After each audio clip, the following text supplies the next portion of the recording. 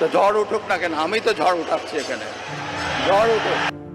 সাবেক রাষ্ট্রপতি শাহাবুদ্দিন স্নায়ুতন্ত্রের রোগে আক্রান্ত হওয়ার খবর প্রকাশের পর বিষয়টি নিয়ে নানা আলোচনা শুরু হয়েছে। আসলে ঠিক কোন রোগে আক্রান্ত হলেন তিনি?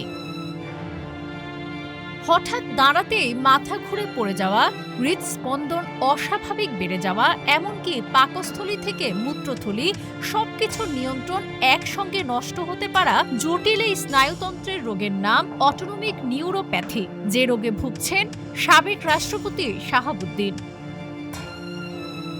এন্ডোক্রাইনোলজিস্ট তানজিনা হোসেন জানান, আমাদের শরীরে অটোনমিক নার্ভাস সিস্টেম এমন এক স্নায়ুজাল যা হৃদযন্ত্র, ফুসফুস, পাকস্থলী, অন্ত্র, কিডনি, মূত্রথলি, রক্তনালী ও জননেন্দ্রিয়র মতো গুরুত্বপূর্ণ অভ্যন্তরীণ অঙ্গের কাজ নিয়ন্ত্রণ করে। এই স্নায়ু ক্ষতিগ্রস্ত হলে শরীরের স্বাভাবিক কার্যক্রম ব্যাহত হয়। এর সবচেয়ে বড় কারণ দীর্ঘদিনের বা অনিয়ন্ত্রিত ডায়াবেটিস। এছাড়া অ্যামাইলোডোসিস, গুলেনব্যারি সিনড্রোমের মতো স্নায়ু রোগ, কিছু সংক্রমণ, অটোইমিউন রোগ এবং কেমোথেরাপির পরও এটি হতে পারে।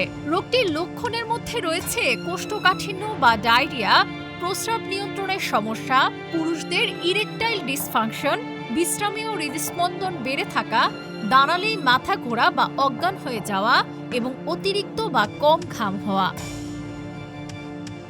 এ রোগের স্থায়ী চিকিৎসা না থাকলেও উপসর্গগুলো নিয়ন্ত্রণ করা সম্ভব, যেমন ডায়াবেটিস নিয়ন্ত্রণে রাখা, শোয়া বা বসা থেকে ধীরে ধীরে উঠে দাঁড়ানো, চলাচলের প্রয়োজনে সহায়ক লাঠি ব্যবহার করা, চিকিৎসকের পরামর্শে ওষুধ এবং নিয়মিত ব্যায়াম রোগীর জীবনযাত্রার মান উন্নত করতে গুরুত্বপূর্ণ ভূমিকা রাখে। ডেস্ক রিপোর্ট, আজকের পত্রিকা।